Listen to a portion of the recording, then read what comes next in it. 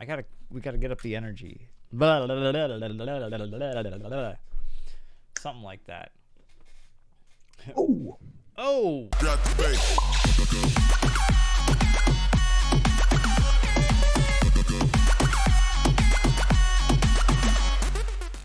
welcome to the Buttons podcast, where we talk about what the old buttons do. what they do? What they do? I don't know what they do. I'm Adam Stark, Alan Roper. and basically we're gonna walk through as much stuff as we can about as many things as we can, and pretty much For as long as we can. for as long in as life. we can, and basically just impart our knowledge onto you guys. And yeah, I just said "and" like 1,000 times. You Keep also a said in counter. part, and I'm impressed. All right, All right. today we are talking about bass and how Boop. to make it, and kind of a little bit of history about bass, but we're actually going to be just kind of talking actually about the very fundamentals of bass, discussing them kind of back and forth, and showing a few examples. We're not going to go too far into depth about it. It's the first episode. We don't want to bore you guys. We don't want to bore ourselves. I don't want to bore Alan. Oh, wrong side. I'll need to get that down. Don't want to bore Alan. Never bored in life. Never bored. That's a good philosophy. If you're bored, you're boring. Speaking of philosophies, what's new with you before we jump into this? Philosophy hasn't changed, but not a lot, Berkeley College of Music, doing well. Made some tracks. Didn't finish a bunch of them, but started a bunch of them. And those are good. Home life's good. And I said a bunch of times that I didn't want to say, but everything's pretty good. What about in your world? What's new? Making beats out of those ums is what I'm doing. Sample. Yeah, those are the samples for this. I don't know. What's new with me? I am working on way too many projects while still trying to do a bunch of music stuff. As usual. Yeah. Testing out new Ableton stuff that I have never played with before that I think is really cool. Ableton 11. Ableton 11, yes. Just dropped the other day, and I had to. And I've only played with their takes right now, and that is just a fascinating, fun thing to do, because using, what was it? You're gonna break my heart if you Logic. talk about this right now. Oh, Logic. Don't worry, it's the only thing I've touched. But you've touched Logic though, right? Yeah, historically, but not recently. Yeah. The Logic was the closest thing that that it made me think of with the actual takes that you could do with the vocals. So I had a blast with that last night. Oh, wait. We also need to talk about our sponsor, the like Oh, button. I forgot about our sponsor. Yeah, of course. the like button. This one's brought to you by the like button. So don't forget to press that button, because this is the Buttons podcast. So you should press it for the buttons, like the buttons that do things. That's what that button does. We will go into a whole long talk about the like button. Actually, no, that was it. Just hit it. Nice. I like it. Stamp of approval. Stamp of approval. It helps us deliver more people information about music production and all things therein, whether it's the industry, artists, or just things we're dealing with music. We're going to try to cover it. So you want to hit that bell for new episode notifications, and let's just jump right into it. While we talk about bass, there's a little old thing called beatboxing, and people have learned to manipulate all types of Beatboxing. frequency. What's that? Where you can manipulate frequencies of sound with your mouth, primarily. Through your throat, through your nose, out your mouth. And I'm amazingly horrible at it. So I'm one of the best that's bad at it. You know, The best that's bad at it. I'm moderately one of the best that's bad at it as well. Oh yeah, I'm never not bad. I'm always always bad. There's always a little bit of bad. Yeah, never not.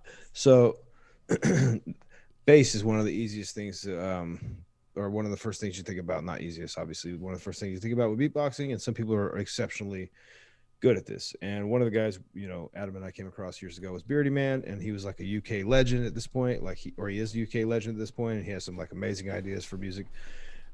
incorporating beatboxing into using instrumentation for live, and there's a whole thing we could do about that. But since we're talking about bass, we're going to show a little clip of a Beardy Man video, a very creative video where he beatboxes in a kitchen setting, and every sound that starts out with and ends with is primarily his voice, except one or two times when he slaps something or drops something on the ground.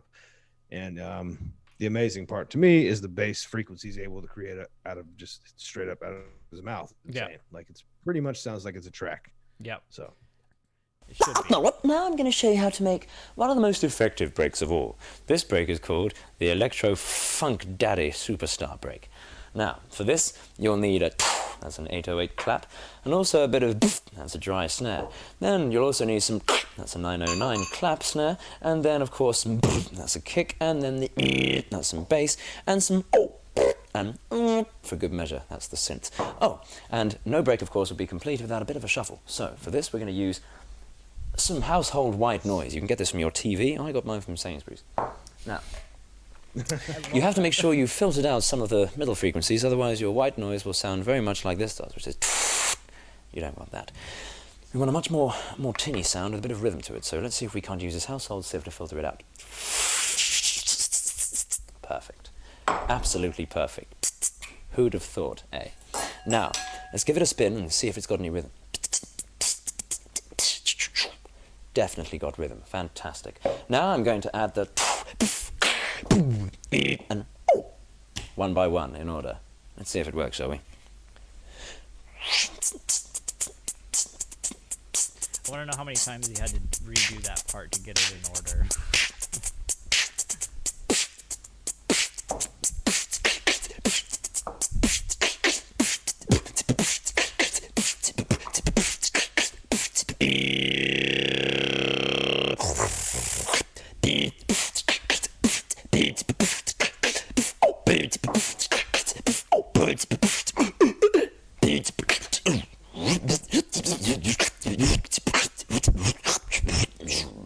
If you don't get all your hair in your mouth, you can certainly ensure that you at least get a decent break. It's worth noting at this point that some people like to put fish into the recipe at this stage. Sometimes canned salmon, sometimes tuna. Don't do it. Don't do it. I'm now going to put this in the oven, and it's going to bake for 3 years at 700 degrees Fahrenheit.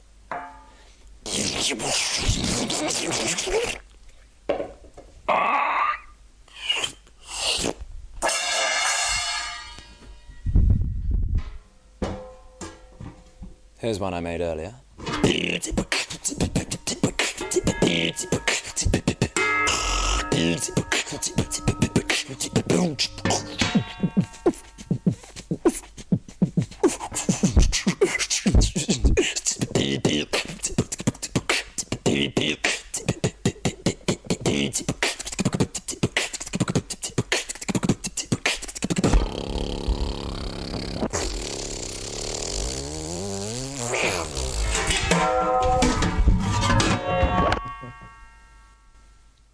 Love it. I know. I remember when that came out, and I was like, "Wow, that's one of the most creative videos at that time I'd ever seen." Just incorporating, beatboxing into like a kitchen like recipe, like that whole thing was like really, real well done. And I mean, he's done a lot of sick shit stuff since then, but that particular thing has always stood out to me. So it's funny when you brought it up, I was like, "Hey, that's that video. I love that video." So Yeah. good pick. Yeah. And he used a lot of bass frequencies in there. The way he did the 808, Oh yeah. I don't even know how he does that. So talking about the bass sounds is kind of like one of the more important things to do is like understanding the fundamentals of them. And the big part of bass sounds kind of fall into, I would say, about 3 different categories. Their ranges being anywhere between 16 hertz and 256 hertz. So that's C0 to roughly about C3 are your bass sounds. That's like on pianos and most instruments.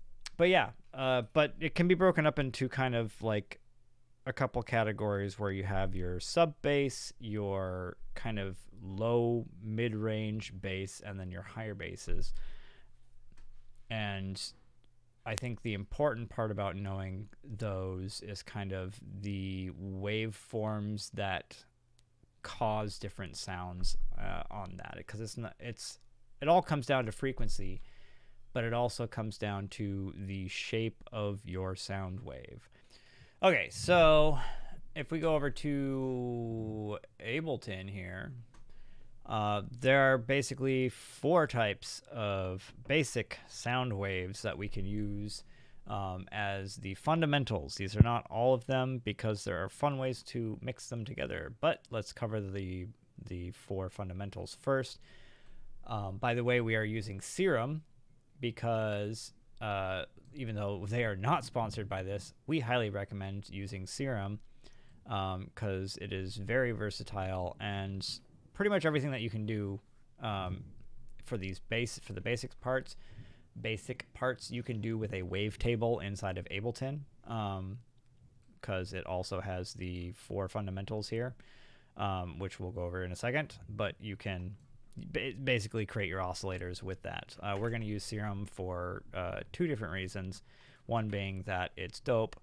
You can get it at Splice.com for $10 a month if you want. Yeah, it's dope. It's pretty dope. So if you can't afford it right off the box, you can afford $10 a month. Just don't drink coffee for 2 days. Just don't buy 2 cups of coffee each month. It's worth it. It's worth it.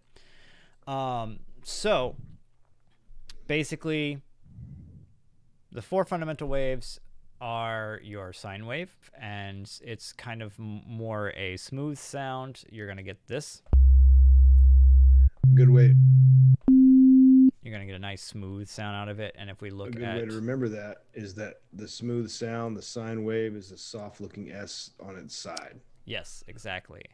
So many Soft. S's. Soft basses. If we look at it here, we can see that except for when it clips in, which is a bunch of noise, a sine waves, you're going to get just a standing kind of structure. This is where all of those kind of peak together and join. That's where your frequencies are going to be. So sine waves are clean. They're important. They're used very much for especially sub basses, just because you're getting a very nice low end steady sound coming out of it that's soft, just kind of that's soft, but it still cuts through. And especially when you get into lower frequencies, which we'll talk about for sub basses, it turns into more of a feel sound. The next one is your triangle waves, which is basically a sharp S. It's still a little bit softer than some of the other ones. We can see it here. But what it does is it fills in. It's not just registered in the low. You get a little bit of the mids and the highs all the way up into above your normal typical bass sounds. But you can see that it carries this wave off into the higher ends, and that's why it kind of sounds a little bit pitchier and higher than you get more frequencies involved with it, just because of how it collects itself. Your next basic shape is going to be a square wave, where it's going to be a little bit more gritty. You'll know this in a lot of stuff like Dead Mouse or Marshmallow sounds, or some people really like to call it the farty bass, because it can sound like a fart.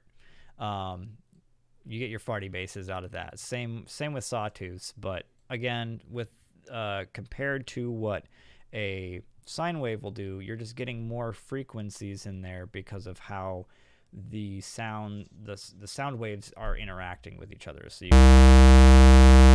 you get a little bit more harsher tones. I'm going to bring that down just a little, but you can see the undertones that carry on it. And what's interesting about these two is your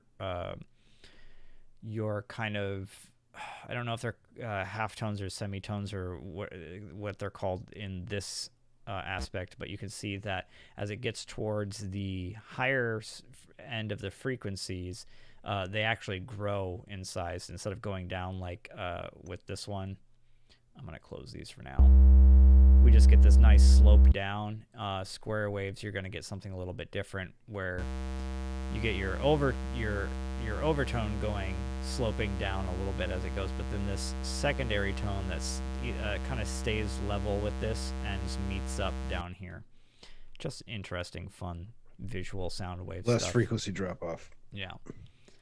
And then your sawtooth, which is just a sharp. It's basically a slope down and a sharp either up or down, depending on which way your sawtooth is shape. Your shape is pointing. Here's a better actually representation of this is kind of like a midpoint sawtooth, opposed to starting and ending with a quick up. Is these depending on how this oscillator is starting in which phase, whether it's there. The one on the left here in oscillator A is starting where this yellow line is. It's technically starting right there. So this is a sawtooth that's kind of shifted over. So if you wanted it to start in different phases of and you can do that with all the sounds to get different sounds out of it, but just so you know that these two are basically exactly the same. Just they start off in different phases. Nice. And that sounds very farty. And again, you get a lot more frequencies that jumble in, and you start, well, see that oscillation that's happening there too?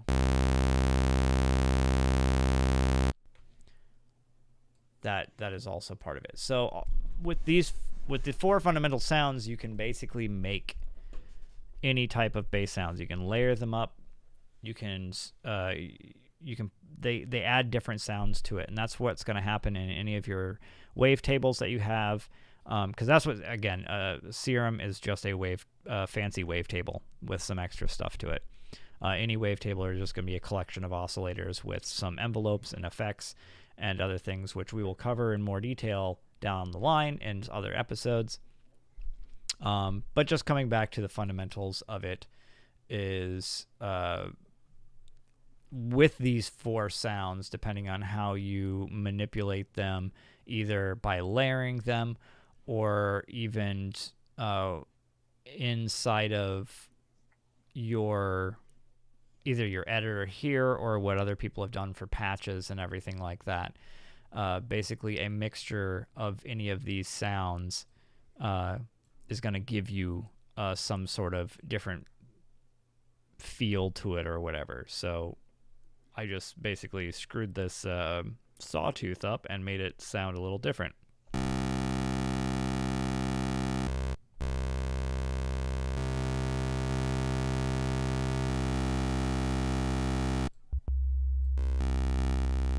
Oh, I totally clicked on the wrong thing. This is what I meant.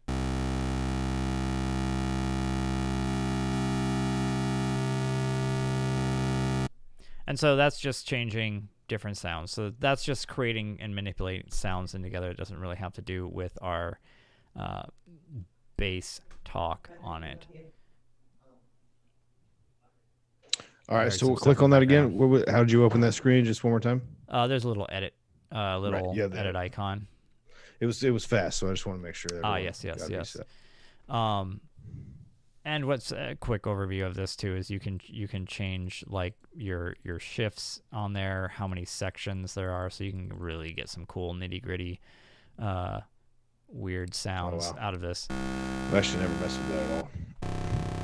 Yeah.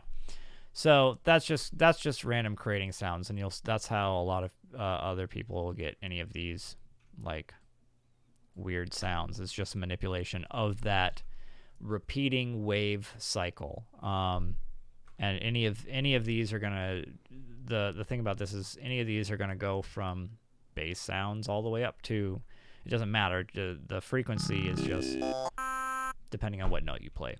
But you're gonna get this same relative sound out of it at different frequencies. Right. Nice. Yeah. So to understand one, I think, important thing for creating a really good heavy hitting bass is really hard to do without 2 things. I've been talking about I've been showing you the oscillator or the wave here. I'm using a EQ8 to see this. You can also use a Spectrum, which basically does the same thing as well. We can put this one up instead, and we're gonna see the same thing. It's just gonna give you a bit of a kind of afterglow of what's actually going on in it.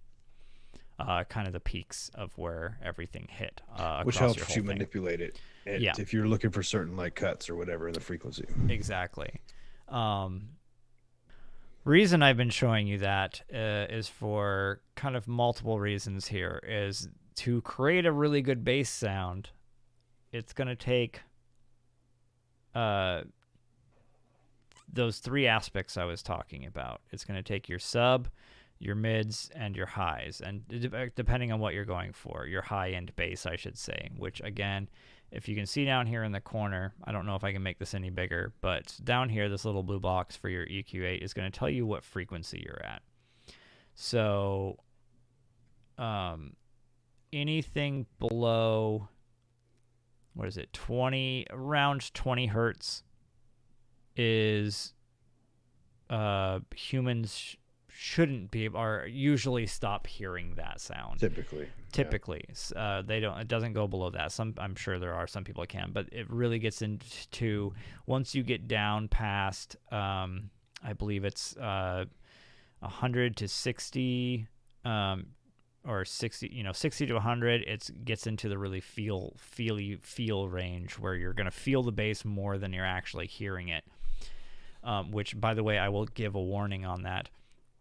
If you have really good headphones and you're doing a lot of low-end stuff, you do have to be careful on how loud you are putting it, because especially if you have really good headphones, because really good headphones, really good speakers, if your low-end is really loud and you're not hearing it, you can actually damage your if it's higher than it's supposed to be or louder than it's supposed to be, you can actually damage your eardrums really easily, because you're trying to push it so hard that you're trying to push the low end that you can't normally hear too loud, but it's still affecting your eardrums. And so I actually didn't know that. Yeah, that's why the bassy headphones can be dangerous, and or they will have a cutoff depending on who they're coming through. So depending on your headphones, depending on your speakers, it can be kind of hurting if you're not careful. What was I going with that? Oh yeah, so two things that you can do is there are things out there. Well, one, you either get big studio monitors. So I guess there's actually three things again. Get studio monitors with good low end range on there. You get a subwoofer, which is going to handle those sub sounds. They do sub packs also, which are just basically they handle all the low ends of, I think it's anything below 100 hertz all the way down to, out of your hearing range, so you can actually feel where the bass is going. If you don't have any of that, don't worry about it, because even if you have shitty little earbuds, this thing is your friend. Anything that's going to show you the wave, anything that's going to show you the frequency of your sounds is going to let you know kind of where it's at. And kind of your sweet spots for a lot of those is, I would say between, I think it's for nice feel hits, and we'll go with the sine wave here, is going to be, where is this at? About 65. So that's 120. That's right at the edge of, what is that? That's, C3.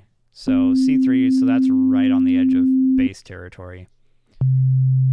C2 is 120 hertz. So this is where you actually can start feeling a little bit. That's still more auditory range. So your sub's going to be below that. So C1 and C2. And I believe it goes down to as low. How low does this go? How low? does it go. So it goes all the way down to my sub pack can't even feel that.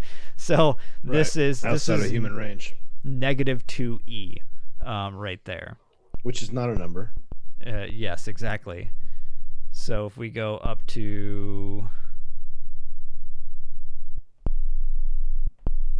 oh geez, that went way down. It's gotta be like, oh, So -1. There we go. Okay.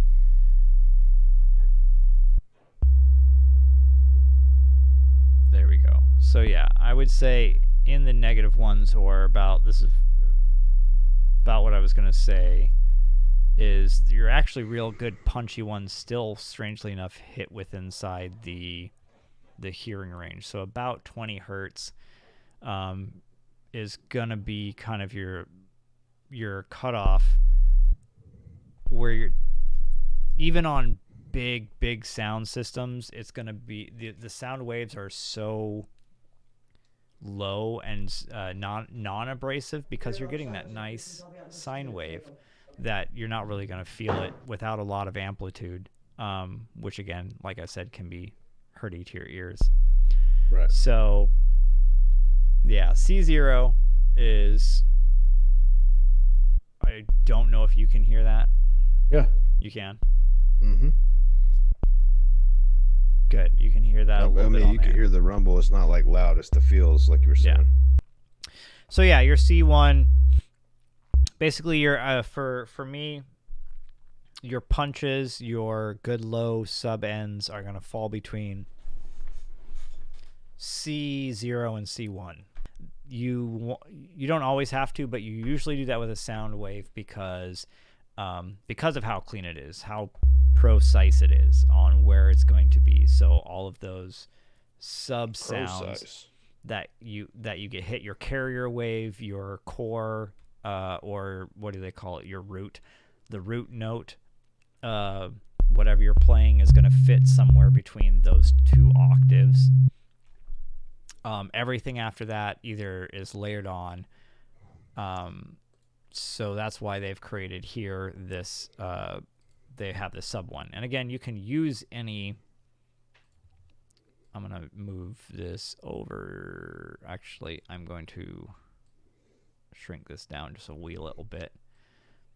So with this, you can again see with the sub, or the types here, the carrier wave, or it's not your carrier wave, your root stays exactly the same. And you'll also notice that it got louder across the thing, which is an interesting fun fact about it, is actually when you get up into the higher ranges, it doesn't take as much, I shouldn't say energy, it doesn't take as much volume to sound loud. It's a very interesting thing about how sound works through human hearing. Particularly with bass, it's like stands out like that though. Yeah, with it stands out against that just because it's moving it less, where a higher sound, or not a higher sound, but a more vigorous sound up here, you can see that the amplitude of those is a lot lower, but because there's more of them, it's vibrating your eardrums more and more and more. It sounds louder than it actually is. Fun fact. Nice. So yeah, almost all of those are going to have different variations of that root. Again, it's all there. But then as you add different types to it, which we can just do it in here, is you usually check your sub. That's where I want my root to be. If I want to bring my keyboard up an octave, then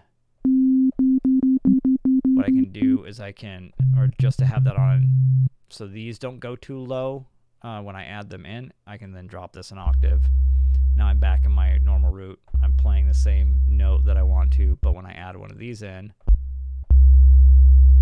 it's now adding, I'm already chopped one on this one. Huh. Sine wave does that. Now I've got 2 standing waves. Now if I want to add more variance to this, I can either start it at a different place in a different phase, which you can see kind of shifts it a little bit, or I can go ahead and change this to something else, which then adds just a bit more characteristics to it.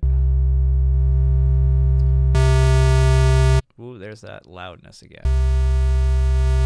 So I think the takeaway from all of this is really knowing your bass sounds, your fundamentals of your 4 basic sounds, how to mix them together, you know, what to do them, what they look like, and kind of getting your 3 ranges of it, your subs, your mids, your highs, knowing what each of them do, how they fit together. Yeah, I mean, that's the basics of the very, very basics of bass and how to make bass sounds.